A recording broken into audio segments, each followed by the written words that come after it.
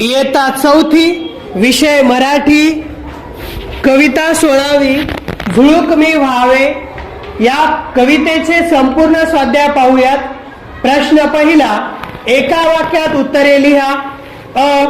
कवीला काय व्हावेसे वाटते?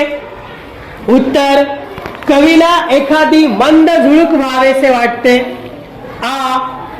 कळीला कसे बोट लावावे असे कवीला वाटते. उत्तर, कळीला हळुवारपणे बोट लावावे असे कवीला वाटते. दिशा दिशातून कवी काय उधळून देतो? उत्तर, दिशा दिशातून कवी फुलांचा सुगंध उधळून देतो. कवीने शेताला कशाची उपमा दिली आहे? उत्तर, कवीने शेताला पाचूची उपमा दिली आहे. तुम्हाला काय व्हावेसे वाटते? योग्य शब्दावर अशी खूण करा किंवा लिहा.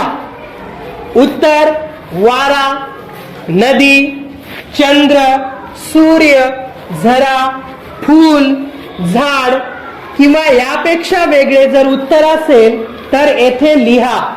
प्रश्न दुसरा, खालील अर्थाला अनुरूप कवितेतील ओळी लिहा. जिकडे मन आकर्षले जाईल तिकडे अगदी मोकळेपणाने जावे. उत्तर, घेईल ओढ मन तिकडे स्वैर झुकावे. जाता जाता सुगंध उधळत जावे.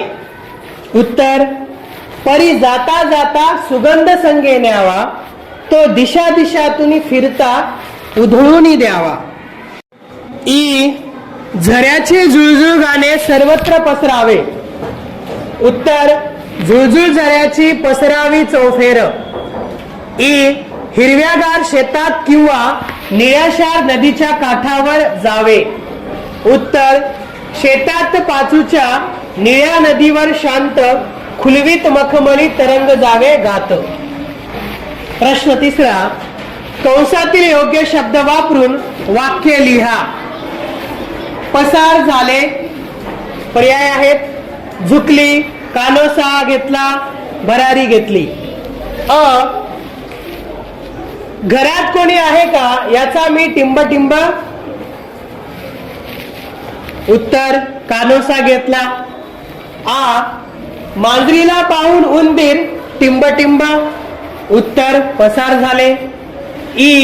नदीतल्या पाण्यावर झाडाची फांदी टिंब झुकली. पक्षाने आकाशात टिंब भरारी घेतली. प्रश्न चौथा, रिकाम्या जागी तुमच्या मनाने शब्द भरून कविता पूर्ण करा. वाटते मला टिंब मी व्हावे, घेईल ओढ मन टिंब झुकावे. कधी टिंब तर कधी टिंब काठी, टिंब कधी वा टिंब पाठी. तर ही कविता तुमच्या मनाने शब्द भरून तुम्ही पूर्ण करा. या ठिकाणी आरतीने पूर्ण केलेली कविता पाहूया. वाटते मला फुलपाखरू मी व्हावे, घेईल ओढ मन तिकडे स्वच्छंदी जावे. कधी आकाशी तर कधी नदी काठी, फुलांवर कधी वा कधी पानांच्या पाठी.